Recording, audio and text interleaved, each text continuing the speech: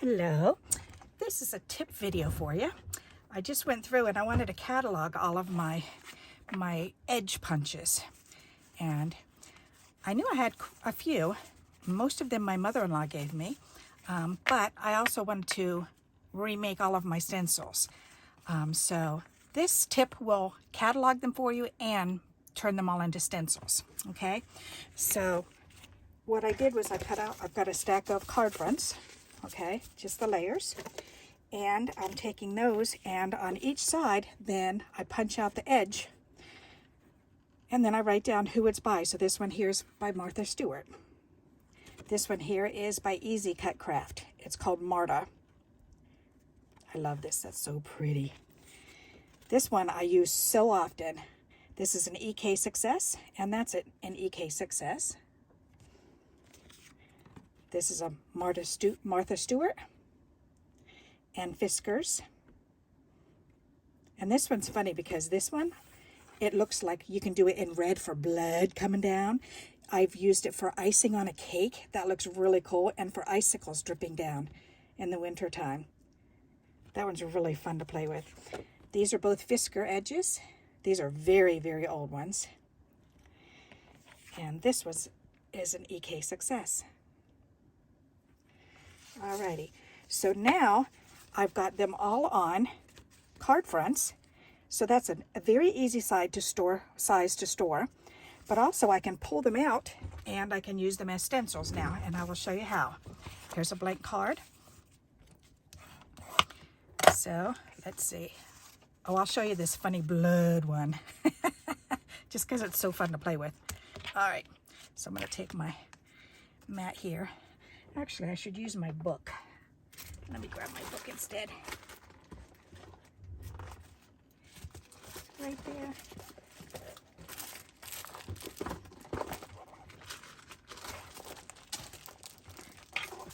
Nope, that's not it. Where did I put it?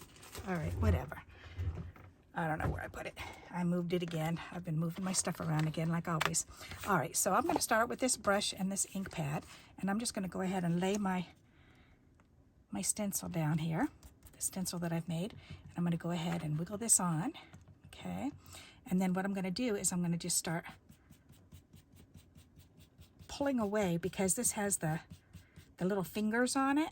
I don't want to go in a circle because I would ruin it. So this, I'm just going to go ahead and pull the same direction as those fingers.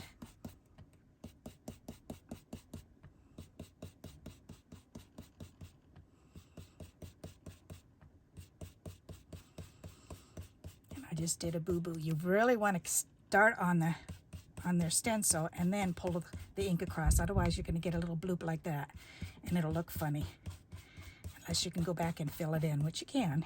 I just got to go back over that section again. Okay, so there you go. Look at that. Isn't that cool looking? That's so neat. You could do it as paint running off. But isn't that a cool border? I love that. Okay, so let's see. Let's do another one. Actually, let's go ahead and do this one again. I'm going to see how much ink is left on here. We'll do that. That'll be fun.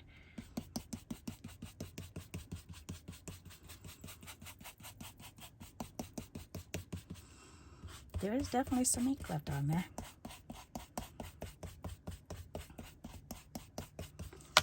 Oh yes, that looks really cool. Isn't that neat? Wonder if I could get a third one. That's really pushing it, but let's try it. Get an ombre effect. That's pretty cool. Have fun. Let's see if I can get a little bit more off.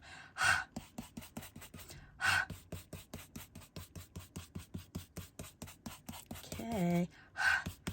It's time for the show and tell. Oh, yes, it did. Oh my goodness, look at that. Wowza, I'm really impressed. So isn't that a cool way to make a background for a card? I like that. All right, so that one's done. Let's do another one. Let's see. That's a fun one, that Greek key one. These are so pretty. let's do that one. I guess I could do the clouds too.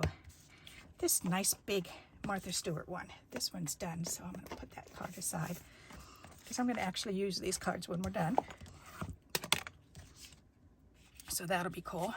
And again, because it's the exact size of a card front, then you can just lay this right down and go ahead and put the color on.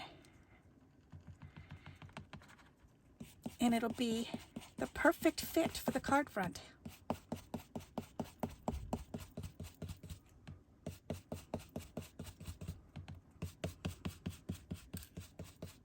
And see how I'm starting on the paper? I'm starting on the stencil paper here. Because you don't want to blob.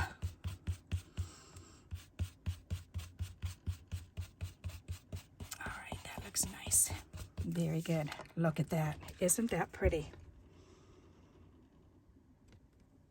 I think I like that one just like that. That's pretty. Let's do it on the other side too, and then we'll see what it looks like on both sides. I like to do that because then you can put a word down the center and it looks really pretty.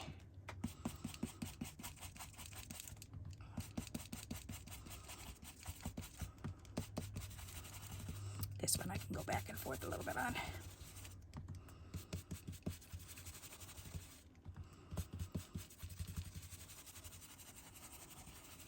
Alrighty, you ready?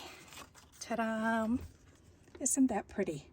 So now I can stamp a word going across the center or put an embellishment.